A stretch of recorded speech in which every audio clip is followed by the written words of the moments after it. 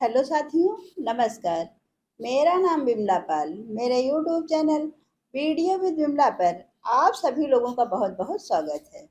दोस्तों, और बताइए आप लोग कैसे हैं। उम्मीद करती हूँ कि आप लोग ठीक होंगे, स्वस्थ होंगे।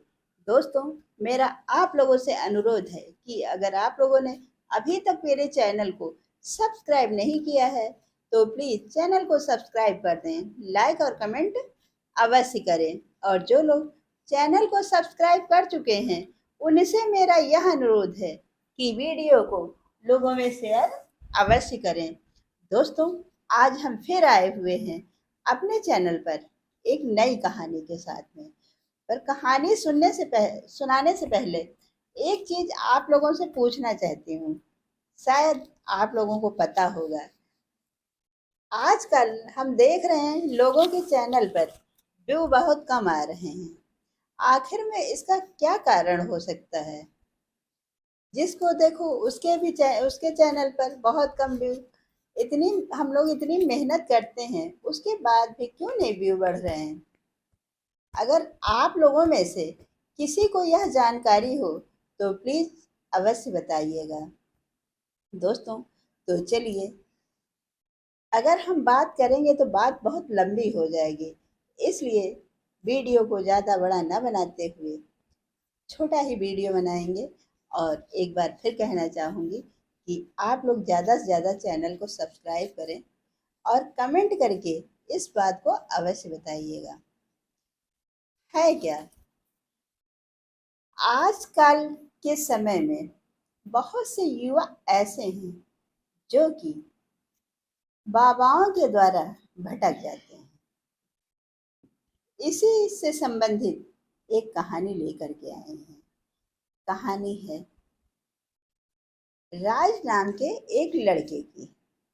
राज मोटरसाइकिल से कहीं जा रहा था और उसको कुछ सामान खरीदना था, तो वह रुकता है और एक सामान लेने लगता है।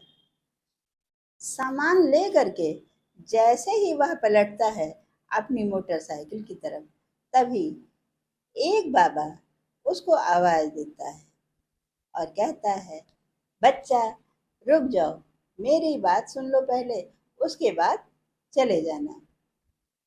जैसे ही राज उस बाबा के पास जाता है, पहले तो उसको बाबा से डर लगता है, पर जैसे ही वह बाबा की तरफ जाता है तो बाबा उसको यह बताने लगता है कि बेटा, तुम बहुत अच्छे लड़के हो, बहुत सुशील हो और बहुत समझदार भी हो, लेकिन है क्या, पढ़ाई में तुम्हारा मन नहीं लगता है, जिसके कारण तुम कुछ और धंधा करना चाहते हो।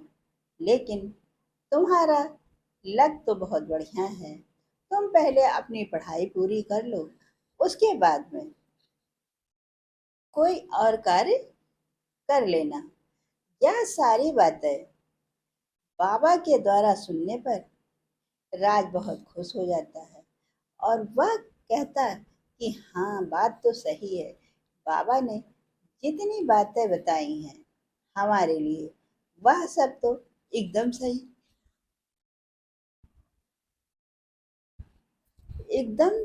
है। इसका मतलब यह बाबा बहुत ज्ञानी है। और उसके बाद उन बाबा ने राज को बताया कि बेटा, यह लो, पहले हम तुम्हारा हाथ देखते हैं और हाथ देखने के बाद तुम्हें कुछ उपाय बताते हैं जिनको करने से तुम्हें तुम जो भी कार्य करोगे उसमें सफलता अवश्य मिलेगी। यह सुनते ही मानो राज के पैरों के तले से जमीन खिसक गई और सोचने लगा कि अरे, यह बाबा तो इतना पहुंचे हैं कि मेरा हाथ अभी देखा ही नहीं और पहले ही मेरे भविष्य के बारे में बता दिया। यह बातें तो सारी सही हैं। सच में मेरा मन नहीं लगता है पढ़ाई में। उसके बाद राज ने बाबा की तरफ हाथ बढ़ाया। जैसे ही बाबा की तरफ हाथ बढ़ाया, बाबा ने हाथ पकड़ करके कहा कि बेटा, तुम्हारा हाथ बहुत अच्छा है, तुम राजा बनोगे, तुम्हारे हाथ में राजयोग लिखा है। इसलिए यह भी जरूरी है कि तुम पढ़ भी जाओगे, लेकिन उससे पहले मैं तुम्हें एक चीज देता हूँ, जिसको तुम अपने पास रखोगे तो एग्जाम में बहुत अच्छे नंबर लेके आओगे। यह सुनकर के राज उस बाबा से कहने लगा कि बाबा जी बताइए, वह कौन सी चीज है। तभी बाबा वह अंगूठी राज की तरफ बढ़ाते हुए कहने लगे कि बेटा, यह लो अंगूठी और अपने हाथ में पहन लो।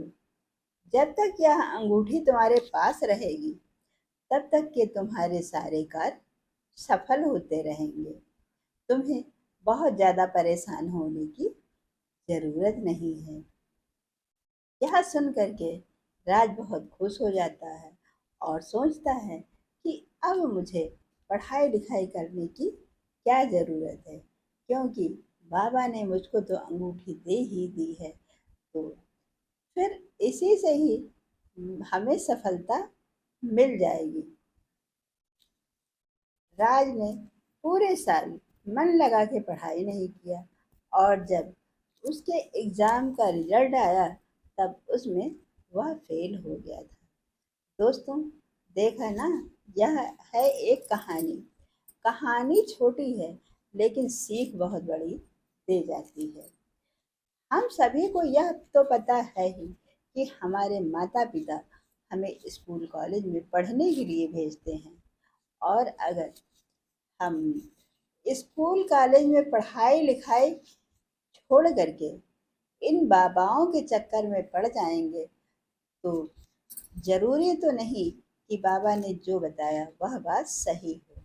दोस्तों, है क्या, यह बाबा लोग भी हाथ दे करके हमारे जीवन से संबंधित चीजें बताते हैं, पर ऐसा नहीं है, क्योंकि हमारे जो हाथ की रेखाएं हैं वह लोगों से मिलती जुलती हैं, और हमारी राशि जो है, एक राशि के बहुत सारे लोग होते हैं।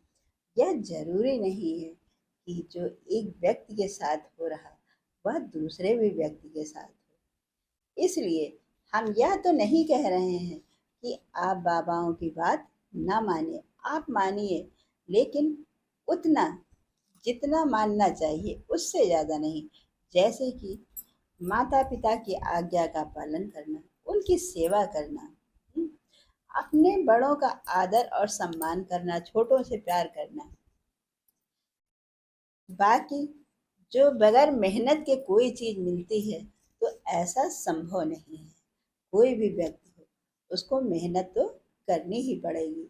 जब तक कि हम अपने हाथ से खाना उठा के नहीं खाएंगे तो वह खाना थाली से हमारे पेट में नहीं जा सकता। इसी तरह जब तक हम मेहनत नहीं करेंगे, मन लगाकर पढ़ाई नहीं करेंगे, तब तक हमें उसका रिजल्ट भी अच्छा नहीं मिलेगा। दोस्तों, यह रही एक छोटी सी कहानी। अब हम फिर मिलते हैं आप लोगों से अपनी अगली वीडियो में। तब तक के आप लोग खुश रहें, स्वस्थ रहें, और हमेशा अपने कर्तव्य के प्रति, अपनी पढ़ाई के प्रति लगनशील बने रहें। दोस्तों, टाटा, बाय बाय।